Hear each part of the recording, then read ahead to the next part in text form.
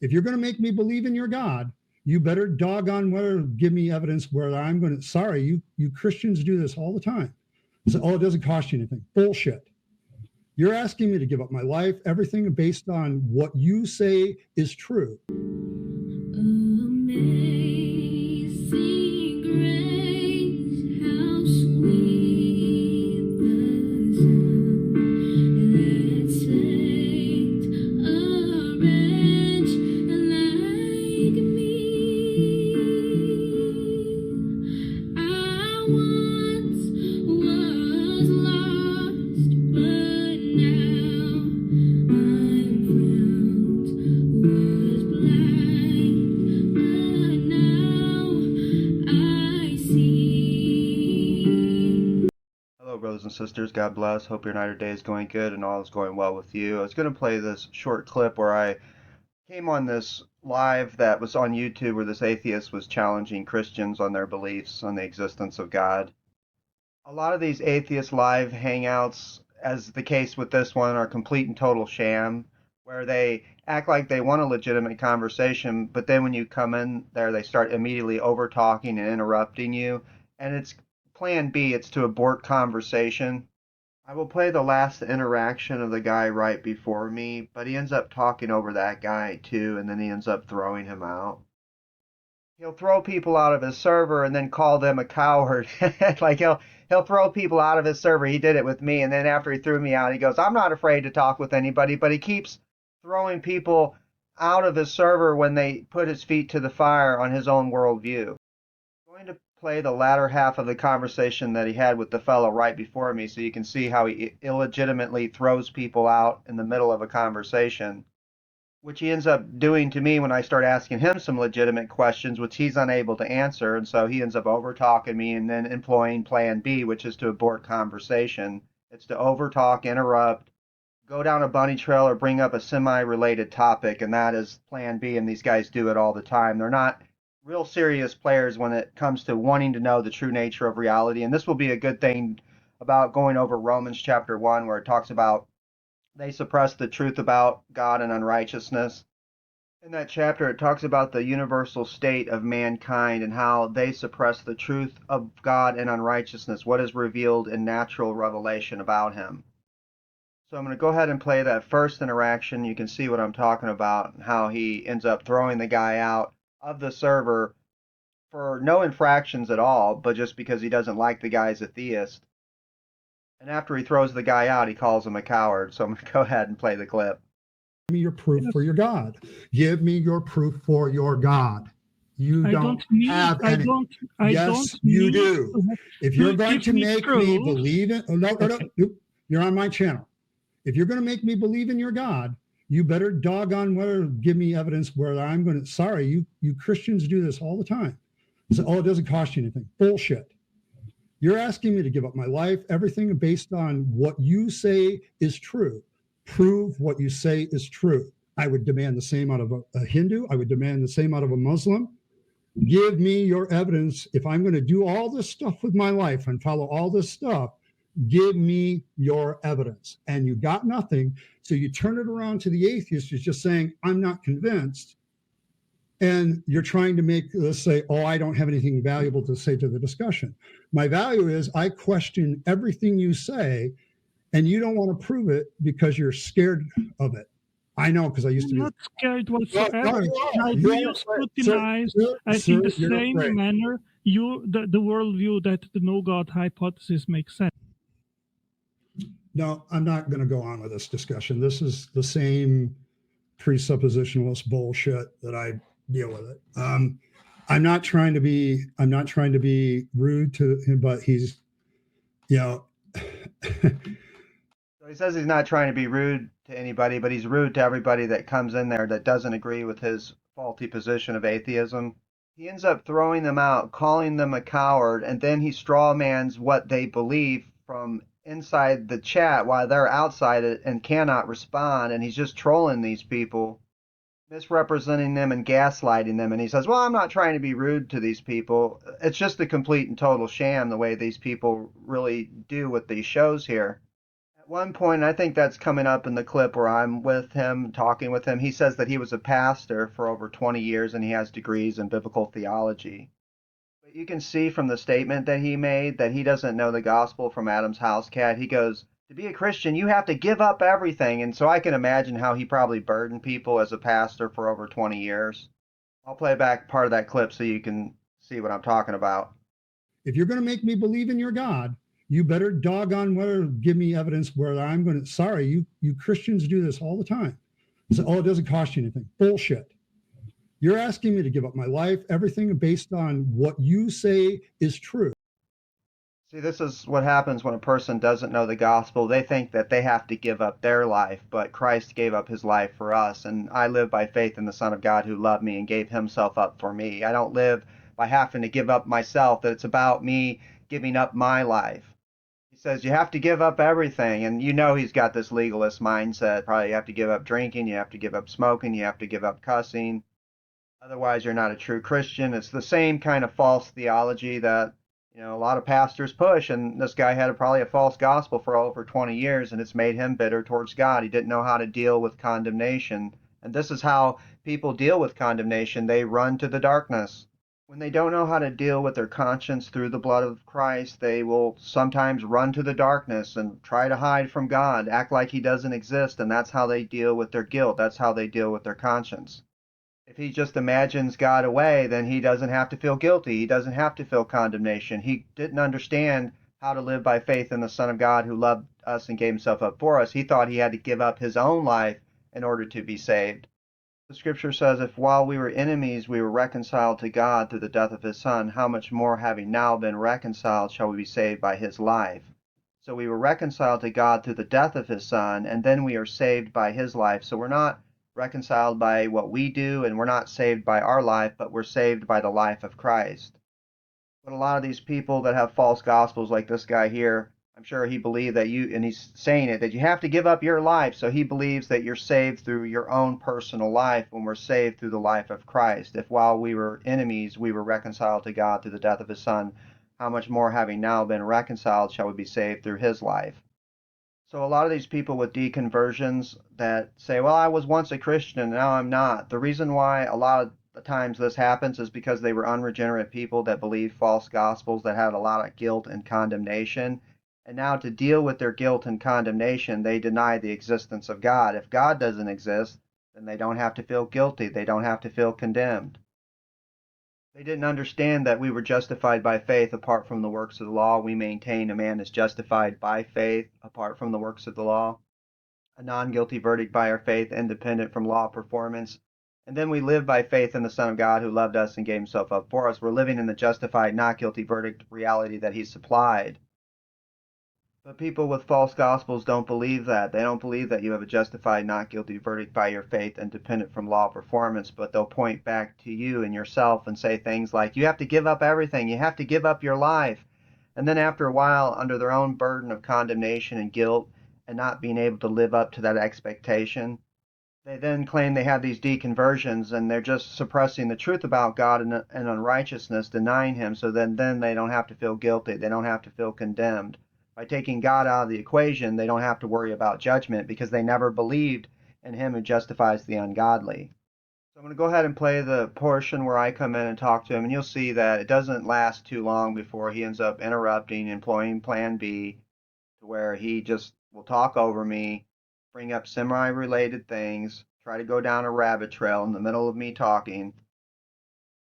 He eventually mutes me and then eventually throws me out of the server and then says, well, I'm not afraid to talk to anybody after throwing me out. And I think that is a Freudian slip on his part, that subconsciously he is afraid. He is afraid to have these conversations. He tries to posture himself like he's not, but every time he attempts to have one, he ends up aborting the conversation.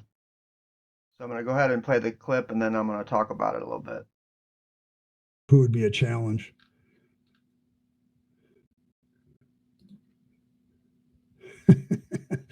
That's my response to pre-suppers these days. Thanks, breakfast. Appreciate it.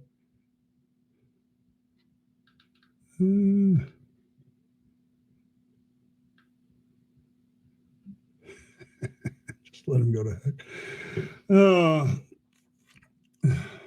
assertion without evidence.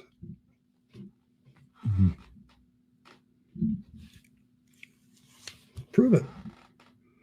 All right. Well, let's see if Truth Speller does a little better.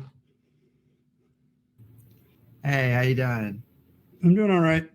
So, you don't see any evidence for God? No.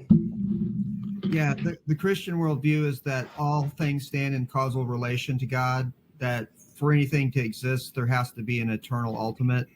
And so, like, if you consider, are you familiar with the scriptures at all? I was a pastor for 20 years, and I have degrees in Bible and theology.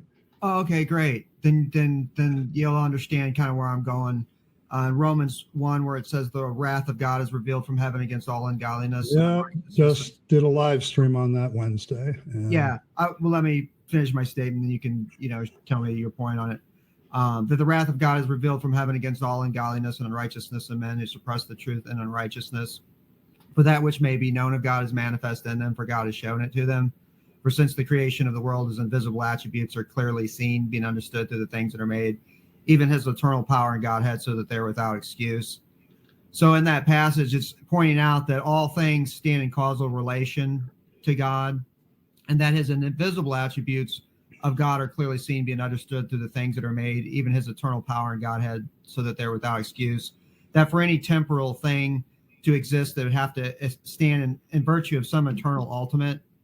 And so when we talk about life, love, and rationality and personhood, these are attributes of God, that he would be the ultimate origin point for these things that are, like when we talk about necessity of origin, from your position, you have like a something that would stand in contradiction to all this.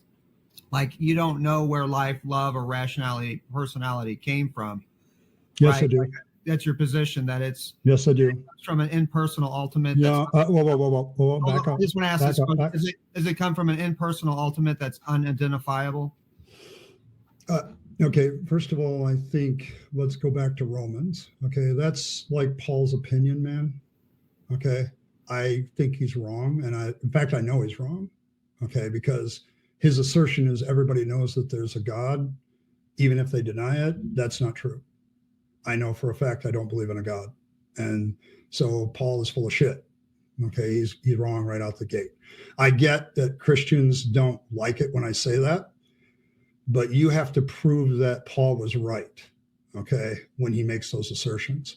Now, as for impersonal origin for all the things you talked about, I would say human beings being the origin of all those things is very personal.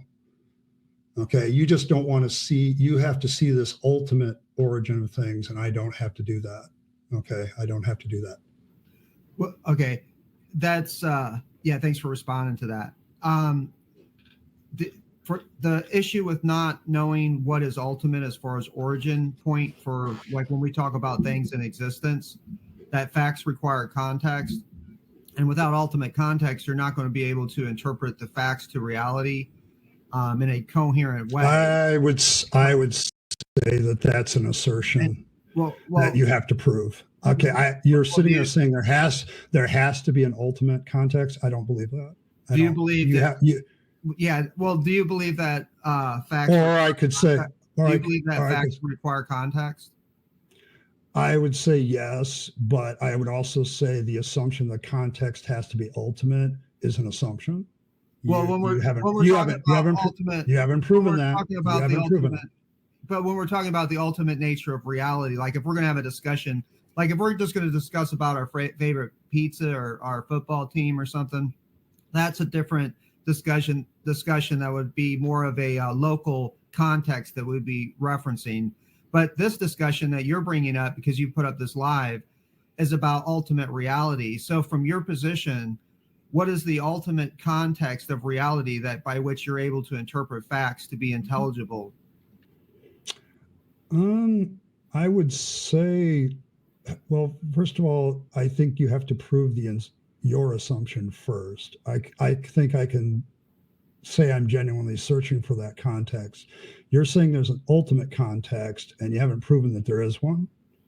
Okay, you asserted that it's God. and you've used Romans to assert it, but both of those are assertions without evidence. Okay, yeah. So if you're going to say that I'm wrong because you have an ultimate, you have to prove your ultimate. I think the context of what defines reality ultimately comes down to what we humans begin to assert as real and what we can prove to be real. Okay, but asserting that there's a God to make that a reality, you have to prove then that there's a God that is real in order to make that statement, and you haven't done that, and no theist has done that. You can sit there and say, I'm basing mine on an assumption, fine, but you are also basing yours on an assumption, okay, and you have no proof for that assumption. Yeah, okay, so there we'll start there with assumption. So you say we each have assumption, which is really that we each have a presupposition, because I heard you kind of attacking presuppositionalism. I don't necessarily have a presupposition. I got this thought in my head, but what you just said there is the same thing. I got assumption, you got assumption. That is presuppositionalism. I'm not sure that I necessarily. I'm not sure that you want to have a conversation or not. Because that's what an assumption is. You're assuming something. You're saying I'm assuming. I'm not mischaracterizing anything, but you don't want to get to the end of this for some reason. I just want to have a conversation here. So you have an assumption. I have an assumption. But what assumption actually can then validate, as far as which assumption will be the logical train of thought that would ultimately lead to what the true nature of reality is. Stop there. Hold on, because my position is this, that without God, you can't know anything. If you don't start with God as context, as he has revealed himself. Which is a complete and utter assumption. But the thing is, without starting with the mind of God, how can you interpret facts to what the nature of reality is? Because that's what I asked you. You just did it. You admittedly did it. Dude, you admittedly how do I have? Okay, now you're not letting me talk. No, now you're mute. Okay, you have an assumption that there is a God that you haven't proven, but I'm supposed to somehow buy it because it answers all the rational, logical questions. But you are then assuming that rational and logic are standing outside of your assumptions. Even I can see it, and I'm not even that well trained in logic. Okay, don't come here yelling about my assumptions when you haven't proven yours. Okay, prove your assumptions, and then we can have a discussion, because then at that point I'll stop being an atheist. But this is the problem with when you say you're logical, that's an assumption, because you're not. Yes, but you are too. You are too. You just said it's logical to believe in a God. You're saying that logic presupposes you don't actually want to have a conversation like a. You don't want to have a conversation either. What you want to do is come here with your presuppositionalism. You push your presuppositionalism as true without proving it. It is cowardly. Okay, go find your proof for your God presupposition. I'll gladly hear it. You would end atheism. I'm not scared of anybody, okay? I just am scared of people just doing bullshit things because they think they can get a notch in their gospel gun. Sorry.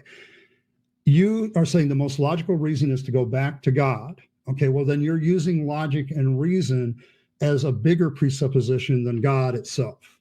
There's my answer. So let's go forward with logic and reason. It's a better foundation. Okay, so I'll explain what I was trying to explain to this fellow where he kept interrupting and over talking me. And again, that's why I've made a YouTube channel, because I notice when I try to go in Discords and try to have conversations with people about their views, a lot of times I just get interrupted, over talked, and muted. And so this was a way to express myself without interruption. But we were talking about Romans 1, and his mentality is exactly what you would expect if Romans 1 was true, because it says that they're suppressing the truth of God in unrighteousness, that in their state of unrighteousness, what is revealed about God in natural revelation, that they suppress it. In other words, they're in active denial of it.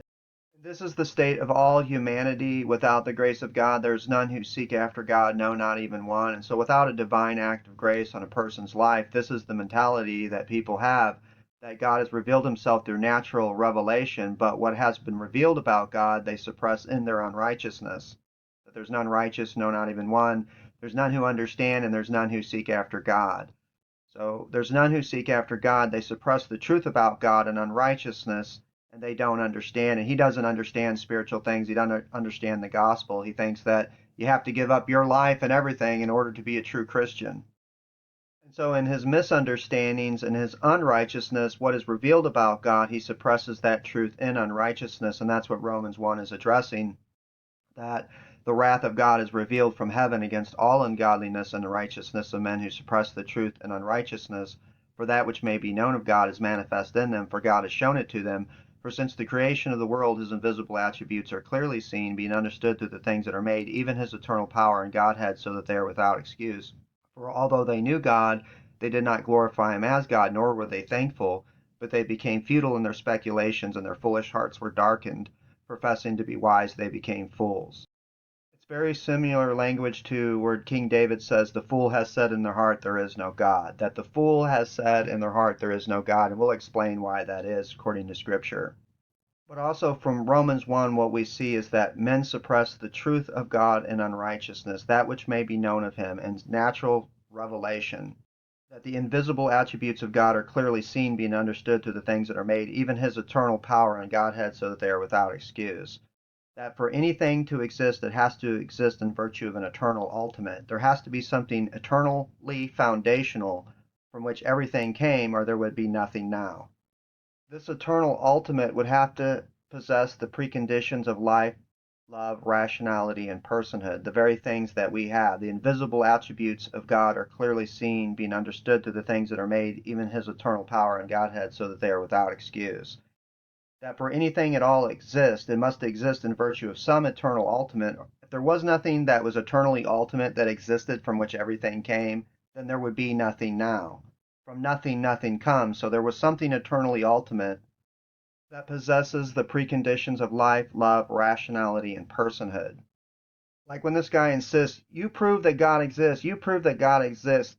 We're not in the job of proving that God exists. God has already demonstrated that the invisible attributes of God are clearly seen, being understood through the things that are made, even his eternal power and Godhead, so that they are without excuse. That we're not trying to prove God. God has already demonstrated himself. For a person to even reason that God exists, he must exist, because first you have to have preconditions of reason, and that only lie in the mind of God. God is a rational being.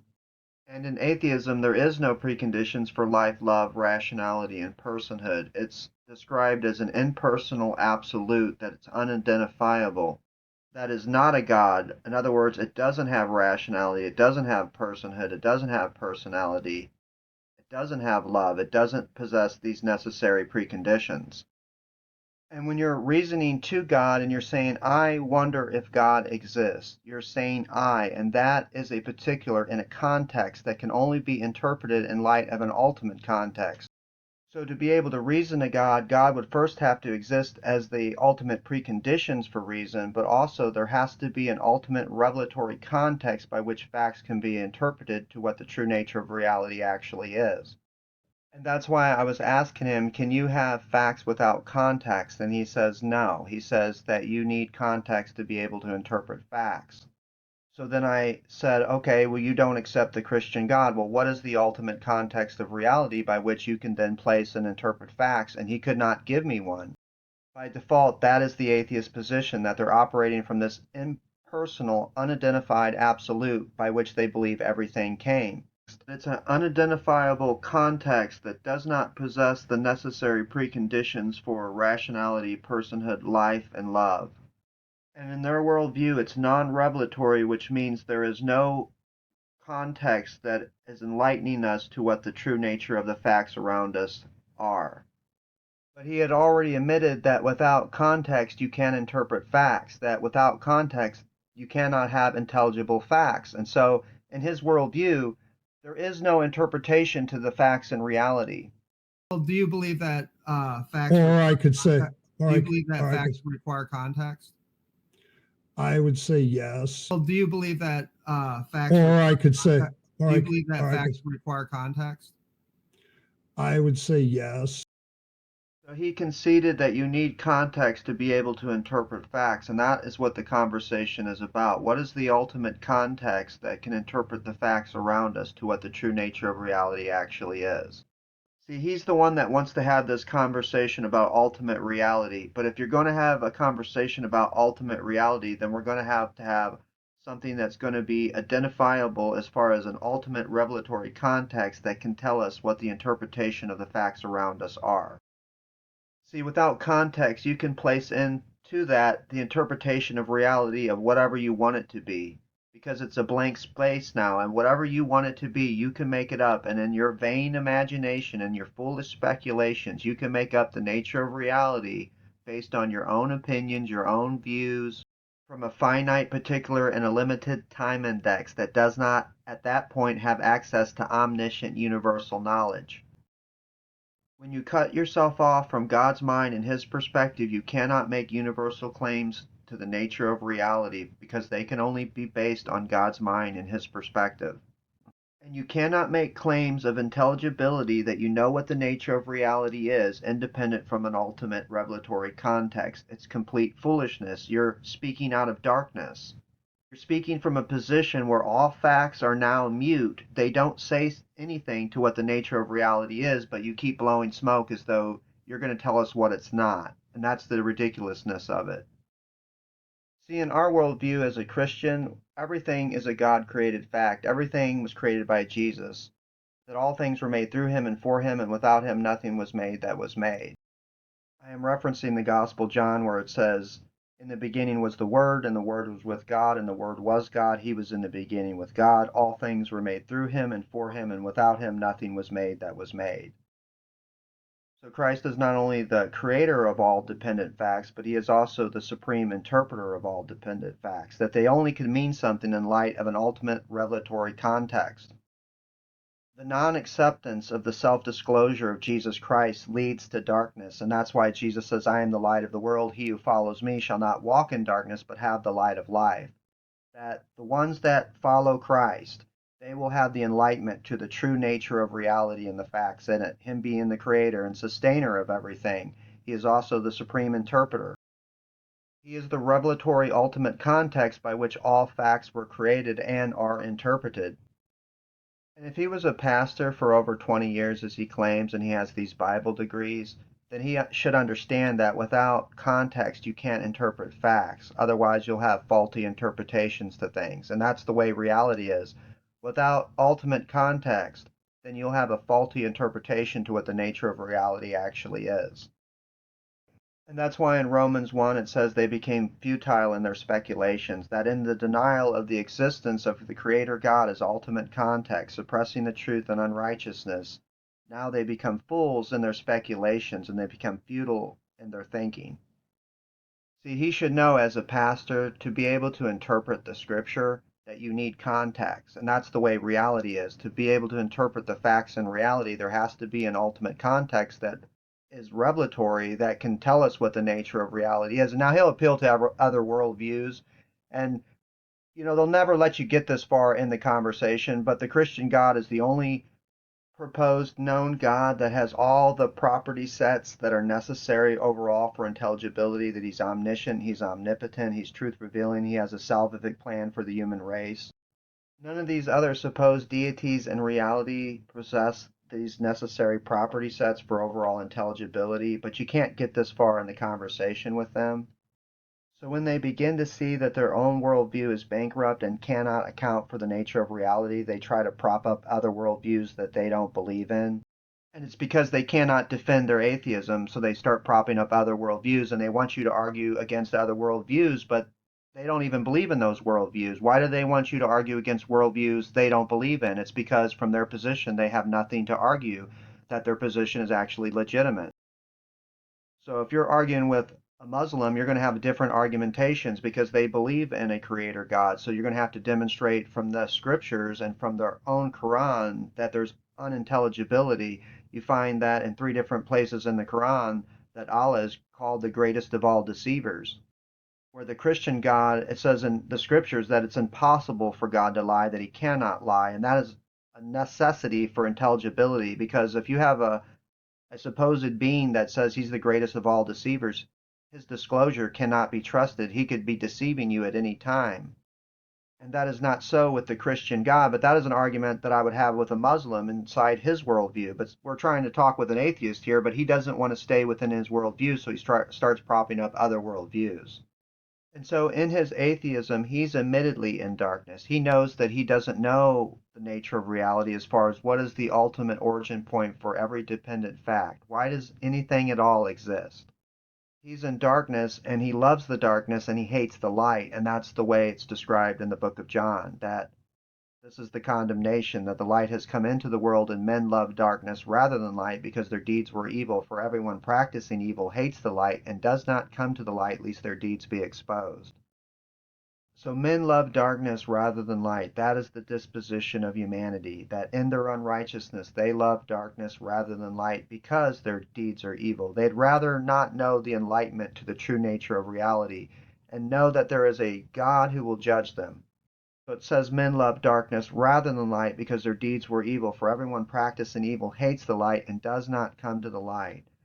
And we see that there's a universal state of unrighteousness for people, that they do not come to the light. That's why it takes an act of grace. Jesus said, no man can come to me unless the Father who sent me draws him. I'll raise him up at the last day. In other words, no man can come to the light unless the Father who sent draws them. Jesus says, all the Father gives to me will come to me. In other words, all the Father gives to me will come to the light. The natural disposition of people is that they love darkness and they hate the light. See, it says because their deeds were evil, they hate the light, and they love darkness. Their deeds are evil, so they don't want the enlightenment to what the true nature of reality is about their sin, so they love the darkness. And that's why I said at the beginning, he's fled to the darkness so he doesn't have to worry about guilt and condemnation over sin. He believes in order to be saved, he has to give up everything in his life. He has to give up his life. He has to give up everything. If you're going to make me believe in your God, you better doggone well give me evidence where I'm going to. Sorry, you Christians do this all the time. So, oh, it doesn't cost you anything. Bullshit. You're asking me to give up my life, everything based on what you say is true. Because he doesn't see the light of the gospel, he doesn't understand that Christ is the solution, that to deal with sin is through Christ, and it's not through fleeing to the darkness and then denying sin and denying God. But this is the condemnation, that the light has come into the world, and men love darkness rather than light because their deeds were evil. For everyone practicing evil hates the light, does not come to light, lest their deeds be exposed. So it says men love darkness rather than light, that they do not want the enlightenment to what the actual nature of reality is, and that's why he loves his atheism. And also with that comes his hatred with God, and that's why he's got these lives going. He's attacking God, he's attacking the concept, he's attacking Christians, throwing them out of his server, calling them cowards, and it's because he hates the light. He can't just go on and live his life. He now has to actively hate on God. Because everyone who does evil hates the light and does not come to the light. They hate the light. They do not come to light in their unrighteousness, in their blindness. And again, the only way that people come to the light, come to Jesus Christ, is by the Father. All the Father gives to me will come to me. All the Father gives to me will come to the light. No man can come to me unless the Father who sent me draws him. No man can come to the light unless it has been granted to them by the Father. But you can see the unregenerate person in their suppression of what is known about God and natural revelation, as they suppress the truth of God in their unrighteousness. They have now shut themselves off from an ultimate revelatory context, which is necessary to be able to interpret the facts in reality. For facts to be intelligible, there has to be some revelatory ultimate context that reveals to us what the nature of those facts actually are. And we have Jesus Christ, the only God who possesses all the necessary property sets that are necessary overall for intelligibility, that no other supposed worldview possesses. And that's why I said he tries to prop up other worldviews. It's because his own is bankrupt, and he now has to fight from other worldviews that he doesn't even believe in. But what he doesn't understand is they are ultimately bankrupt themselves, and be able to supply for us a ultimate revelatory context that possesses all the necessary preconditions for intelligibility that can make it legitimate. Just to show you how ridiculous it is to think you can interpret facts without context, if I was talking to this guy and said, hey, I came into a bunch of money, and guess what? I bought a railroad, I bought a water company, Now, if a person didn't know that I was talking about I was playing a game of Monopoly and I won some Monopoly money, and so I bought the railroad and I bought the waterworks and I bought boardwalk, they could think that I was actually talking about something else, about a real situation where I came into some money and I bought a railroad and I bought some waterwork company and I bought a street. See, if I was talking to someone on the phone and said, hey, I came into a bunch of money, I got a waterworks company, I got a railroad that I bought. If they didn't know that I was talking about playing Monopoly, they could assume that I bought a actual railroad and that I bought an actual water company. So the facts change dependent upon a context. And this would be a local context, what I'm talking about here in this analogy. But when we're talking about ultimate reality, what is the ultimate reality by which facts are placed and interpreted? And that is the conversation that this guy wanted to have. At least he claims it, but then he immediately threw me out. And the reason why is because they love darkness, and any light that starts shining into their worldview to expose their darkness, then they can't stand it, and they want you out of there, even though they claim that they want legitimate conversation. See, if I was sitting with someone at a table, and I just was talking to them for the first time, and they were talking with me, and I said, hey, last night I came into a bunch of money, and I bought an electric company, I bought a railroad, I bought a waterworks company, they could assume that I bought some actual companies if they didn't realize that I was playing a game of Monopoly. Until I give them a context where I tell them that I came into some Monopoly money and on the board game I bought these things, they could think a completely different scenario. Why? Because they didn't know context and they didn't interpret the facts correctly. This analogy that I'm giving is just a local context, but when we're talking about ultimate reality, we're talking about what is the ultimate context, the origin point for any dependent fact by which those facts would be interpreted. The interesting thing is the first sentence in the Bible gives us this context that in the beginning God created the heavens and the earth.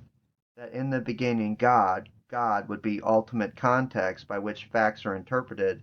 In the beginning, God created the heavens and the earth. Heavens and the earth being dependent created facts. That facts are interpreted in light of God. And not just any God, but the Christian God as self-disclosed in the Gospel of John, that in the beginning was the Word, and the Word was with God, and the Word was God. He was in the beginning with God, and all things were made through him and for him. And without him nothing was made that was made. And then in verse 14 it says, and the Word became flesh and dwelt among us, speaking about Christ. Christ being the ultimate context, the supreme creator and interpreter of all facts.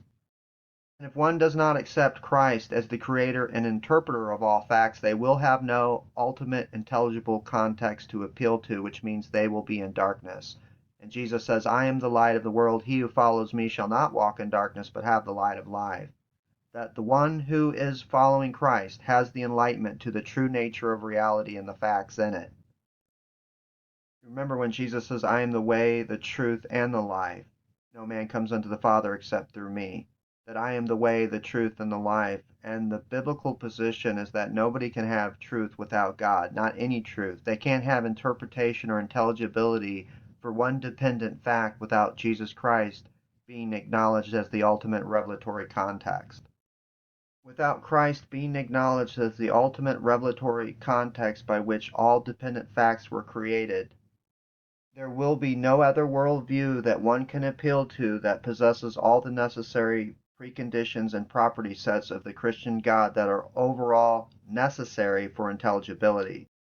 So without Jesus Christ being referenced and acknowledged as the ultimate origin point and creator for every dependent fact, no one will have any meaningful explanation or interpretation to any fact given that they could reference in reality. And in the case of this atheist who I was dealing with, all his facts go into a black, dark, mute void that doesn't speak to what the nature of reality actually is. Which means that without ultimate revelatory context, there is no interpretation to the facts given into reality that he can give us in any meaningful way. That he can only provide a misinterpretation to the facts around us, being the fact that he has no context to appeal to, but all the facts that he's acquainted with go into a mute, dark void that in his own mind is hanging on nothing. So I'm going to wrap the video up here, brothers and sisters. You can see how ridiculous this atheism stuff is. And I hope you're having a great day. God bless you and peace to you.